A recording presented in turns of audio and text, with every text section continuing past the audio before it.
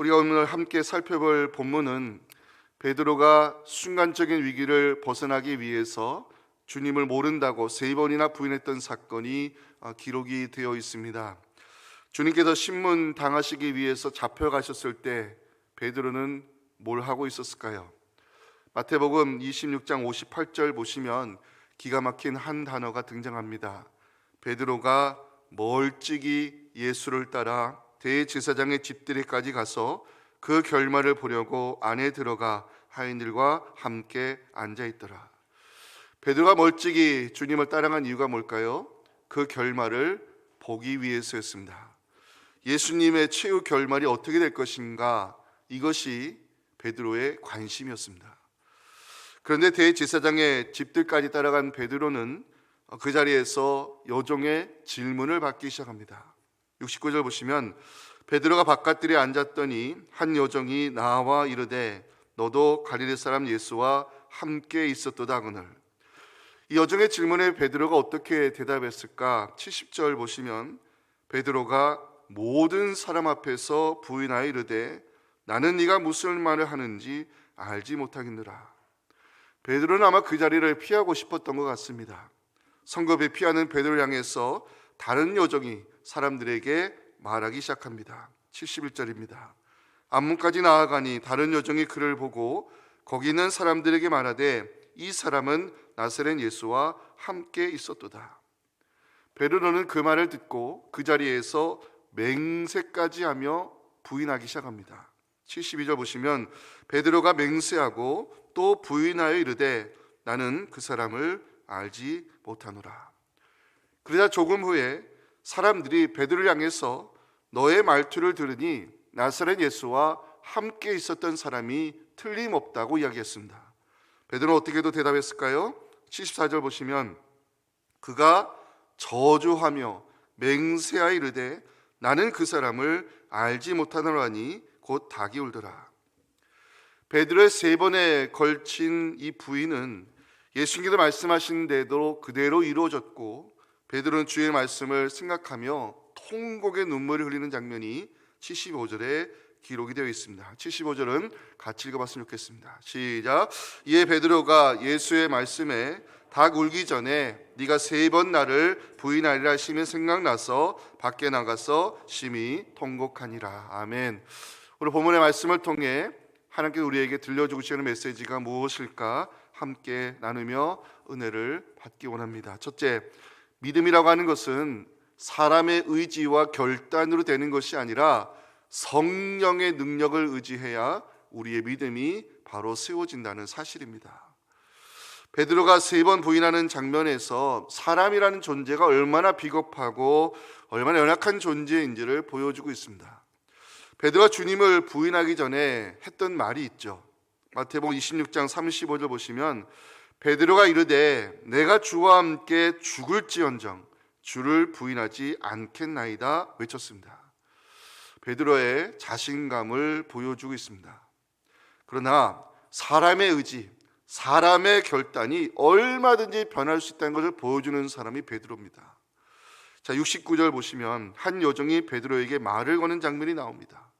너도 갈릴리 사람 예수와 함께 있었도다. 자, 너도 갈릴리 사람 예수와 함께 있었도다. 여종의 말은요, 위협적인 말이 아니었고 베드로를 겁주기 위한 말도 아니었습니다. 여종의 말은 그냥 사실을 말한 것뿐이었습니다. 여종은 베드로가 예수와 함께 다니는 것을 보았고 그 사실을 말한 것뿐입니다. 근데 베드로가 이 사실 앞에 뭐라고 반응합니까? 70절 자세히 보시면요, 베드로가 모든 사람 앞에서 부인하여 이르되 나는 네가 무슨 말을 하는지 알지 못하겠노라 대답했습니다. 베드로는 여종에게 대답하지 아니했습니다. 베드로는 모든 사람이 들으라고 하면서 나는 네가 무슨 말을 하는지 모르겠다고 사람들에게 대답했습니다. 여종의 말은 베드로를 위협하거나 겁을 주기 위한 말이 아닌데 베드로는 스스로 위기의식을 가지고 모든 사람 앞에서 예수를 부인하는 모습을 보여주고 있습니다. 베드로는 그 자리를 피하고 싶었을 것입니다. 그래서 다른 여종이 사람들에게 말하기 시작합니다. 71절도 보실까요? 안문까지 나아가니 다른 여종이 그를 보고 거기 있는 사람들에게 말합니다. 이 사람은 나사렛 예수와 함께 있었도다. 자, 이 사람은 나사렛 예수와 함께 있었도다. 다른 여종의 말 또한 사실입니다. 베드로가 나사렛 예수와 함께 있는 것을 여종은 보았고 그 사실을 말한 것뿐입니다. 다른 여종의 말도 베드로를 위협하는 말도 아니었고 겁을 주는 말도 아니었고 사실에 근거한 말을 한 것뿐입니다. 베드로는 뭐라고 반응했을까요? 72절 보십니다. 베드로가 맹세하고 부인하여 이르되 나는 그 사람을 알지 못하느라. 여기 나오는 맹세란 단어는 법적인 용어입니다. 베드로는 법적으로 맹세하며 나는 그 사람을 알지 못한다고 부인하는 인간의 연약한 모습을 보여주고 있습니다. 여러분, 지금까지 복음서에서 베드로가 예수님을 가리켜서 그 사람이라고 부른 적을 본 적이 있으십니까? 지금 베드로는요 72절에서 누구를 알지 못한다고 말합니까? 그 사람을 알지 못한다고 말합니다. 복음서에서 베드로는 한 번도 주님을 향해서 그 사람이라고 말한 적이 없습니다.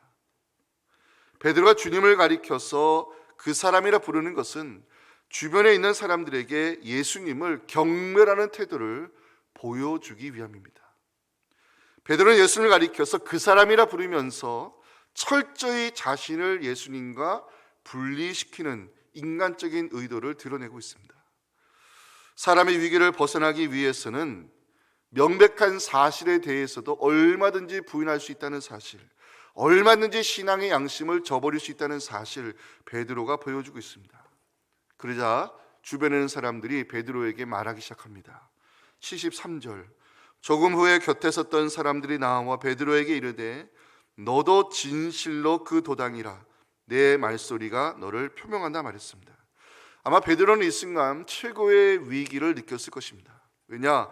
사람들이 나섰다는 것은 증인이 되는 숫자가 채워졌다는 것을 의미합니다. 위기감을 느낀 베드로는 74절에서 이렇게 대답합니다.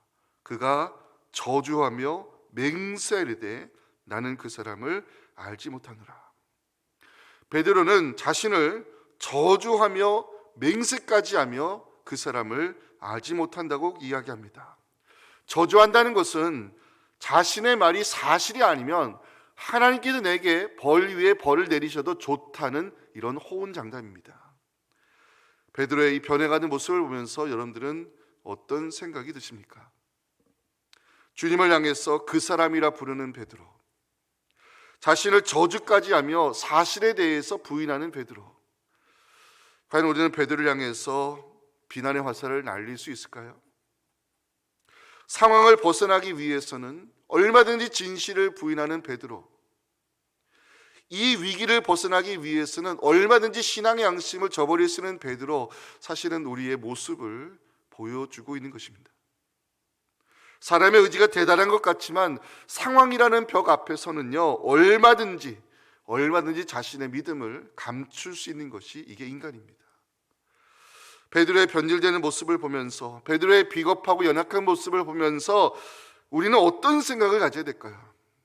과연 우리는 이 베드로를 향해서 비난의 화살을 날릴 자격이 있을까요? 없다고 생각이 됩니다. 본문의 상황을 추적해 봤습니다. 사람들의 말은 모두 사실이었습니다. 갈릴리 사람 예수와 함께 있었다는 여종의 말은 사실입니다. 베드로가 나사렛 예수와 함께 있었다는 다른 여종의 말도 사실입니다. 예수님과 함께 공동체 생활을 했다는 이 사람들의 말도 사실입니다. 생각해보면 그 자리가 과연 베드로가 생명의 위기를 느낄 정도로 위태로운 상황이었을까? 그렇지 않았다는 것입니다. 사람들은 모두 사실을 말할 뿐이었지만 베드로는 스스로의 위기의식을 가지고 사실이 아니라 맹세하고 하나님의 이름을 들어 자신을 저주까지 하며 예수를 부인하는 모습을 보여주고 있습니다. 베드로가 부인하는 이유가 뭘까요? 예수님과 자신을 분리시키기 위함이었습니다. 상관이 없다는 것입니다. 나는 저 사람과 상관이 없는 사람이라고 주장하기 위해서 지금 이 신앙의 양심을, 명백한 사실을 덮고 있는 것입니다. 객관적으로 생각해 보면 사람들은 사실을 이야기하고 있습니다. 그 현장은 베드로가 생명을 위협받을 정도로 심각한 위기 상황은 아닙니다. 그런데도 베드로는 여종의 한마디에 모든 사람들 앞에서 나는 네가 무슨 말을 하는지 도무지 모르겠다고 대답했습니다. 나는 저 사람을 모른다고 맹세하면서 주님과 자신을 철저히 분리시키는 연약한 인간의 모습을 보여주고 있습니다. 사복음서 기자들은 이 베드로의 부인 사건을 마태, 마가, 누가, 요한 사복음서에 모두 기록하고 있습니다. 인간은 얼마든지 넘어질 수 있는 연약한 존재임을 복음서 기자들은 증거하고 있는 것입니다. 베드로가 부인하는 장면을 살펴보면 처음에는 단순한 부인에서 시작해서 나중에는 맹세까지 하더니 결국에 가서는 자신의 말이 진실이 아니면 하나님이 내게 진노를 내리시도록 하면서 하나님의 이름을 들어까지 부인하고 있습니다. 이것이 바로 상황이라는 벽 앞에서 살아가는 인간의 실체입니다. 사실 앞에서 사실을 부인하는 베드로, 주님과 자신을 분리시키려는 베드로, 하나님의 이름을 이용해서 신앙의 양심을 덮어버리는 베드로, 우리의 자화상을 보여주고 있다는 것입니다. 현실이라는 상황 속에서 예수님과 자신을 분리시키려 할 때, 신앙의 양심을 속이려 할 때, 우리의 믿음을 감추려 할 때 어떤 일이 일어날까요?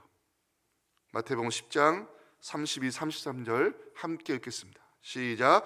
누구든지 사람 앞에서 나를 시인하면 나도 하늘에 계신 내 아버지 앞에서 그를 시인할 것이요 누구든지 사람 앞에서 나를 부인하면 나도 하늘에 계신 내 아버지 앞에서 그를 부인하리라. 아멘. 사랑하는 성도 여러분, 저는 이 말씀 듣는 여러분들만큼은 어떤 상황에서도 예수 그리스도를 믿음으로 고백하는 하나님의 사람 될 수 있기를 주님의 이름으로 축원합니다. 베드로의 넘어짐을 보면서 믿음은 사람의 의지나 결단으로 세워지는 것이 아니라 성령의 능력을 의지한다는 사실을 깨닫게 되었습니다. 성령께서 우리의 믿음을 붙들어 주셔야 우리는 상황을 뛰어넘는 진짜 그리스도인이 될 수 있는 것입니다. 그래서 우리는 기도해야 됩니다. 성령께서 내 믿음 붙들어 주시기를, 성령께서 말씀으로 내 신앙 지켜주시기를 기도하실 때 성령의 붙들어 주심을 통해서 여러분들의 믿음을 통해서 예수 그리스도가 증거될 수 있기를 주님의 이름으로 축원합니다. 자, 마지막 메시지입니다. 하나님의 사랑이 우리의 허물을 덮어주실 때 회복의 은혜가 임한다는 사실입니다. 사람에게는 누구나 잊혀지고 싶은 과거라는 것이 있습니다. 베드로에게 있어 평생 지우고 싶은 순간은 아마도 그날 밤 주님을 모른다 3번이나 부인했던 순간이었을 것입니다. 생각해보면요, 그날 일어난 사건은 대제사장 집들 어느 구석에서 은밀히 일어난 사건입니다. 대제사장 집들 어느 구석에서 일어난 이 은밀한 대화는 얼마든지 감출 수 있는 사건이었고 베드로는 아마 그날 평생 기억을 지우고 싶었을 것입니다. 그런데 놀랍게도 대제사장 어느 구석에서 일어난 이 은밀한 대화는 사복음서 모두에 공개적으로 기록이 되어 있습니다. 베드로가 감추고 싶었던 이 사건이 어떻게 복음서에 공개됐을까? 사복음서의 최초의 기자는 마가입니다. 우리가 알다시피 마가는 베드로의 제자로 베드로와 함께 전도 여행을 떠났던 사람입니다. 마가는 아마 베드로와 동행하면서 예수님의 일생에 대한 이야기를 들었을 것입니다. 아마 마가는 베드로를 통해서 십자가의 사건을 들었을 것이고 사흘 만에 빈 무대에 부활하신 예수님의 이야기를 들었을 것입니다. 그런데 마가복음 14장을 시작으로 마태복음 26장, 누가복음 22장, 요한복음 18장에 베드로의 부인 사건이 모두 기록이 되어 있습니다. 최초의 복음서인 마가복음이 세상에 나온 뒤에 마태와 누가는 이 마가복음을 자료를 기초로 해가지고 마태복음과 누가복음을 기록하게 되는데 예수님을 모른다고 부인했던 그 은밀한 사건이, 그 베드로의 부끄러운 행적이 복음서에 기록이 되기 시작했습니다. 아마 마가에게 이 부인 사건을 들려준 사람은 베드로 자신이었을 것입니다. 마가는 자신의 영적 스승이라 할 수 있는 이 베드로의 부끄러운 사건을 마가복음 14장에서 자세하게 기록하고 있습니다. 사람은 누구라도 자신의 흑 역사를 감추고 싶어하고 자신의 부끄러운 행적을 지우고 싶은 것이 인간의 본능입니다. 그런데 베드로는 그렇게 하지 않았다는 것입니다. 베드로의 고백으로 대제사장의 집들 어느 구석에 일어난 그날 밤 사건은 복음서에 공개가 되면서 초대교회 모든 성도들이 알게 되는 사건이 되어버렸습니다. 베드로는 초대교회 목회자였고 예루살렘과 유대를 복음하기 위해서 귀하게 쓰임받았던 초대교회 기둥 같은 일꾼입니다. 베드로가 가지고 있는 그 영향력으로 얼마든지 그날 밤의 사건을 덮어버릴 수 있었을 것입니다.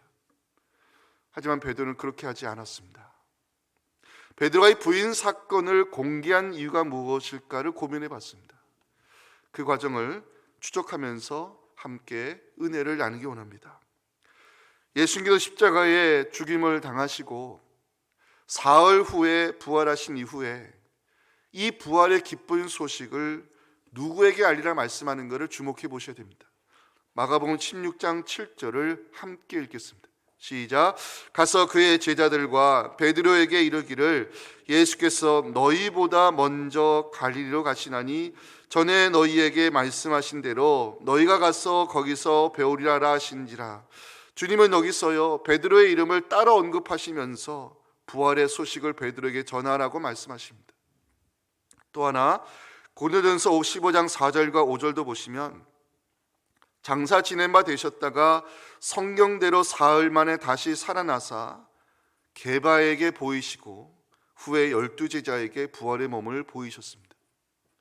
고린도전서의 기록에 의하면 주님은 부활하신 후 그 부활의 신령한 몸을 그 어떤 제자들보다 베드로에게 먼저 보여주셨다고 성경은 기록하고 있습니다.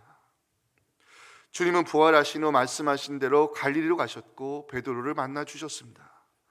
우리가 알다시피 네가 나를 사랑하느냐 물으시면서 주님은 베드로의 상처를 만져주셨습니다. 네가 나를 사랑하느냐 물으시면서 주님은 베드로의 허물을 덮어주셨습니다. 네가 나를 사랑하느냐 물으시면서 주님은 베드로를 제자의 자리로 다시 세워주셨습니다.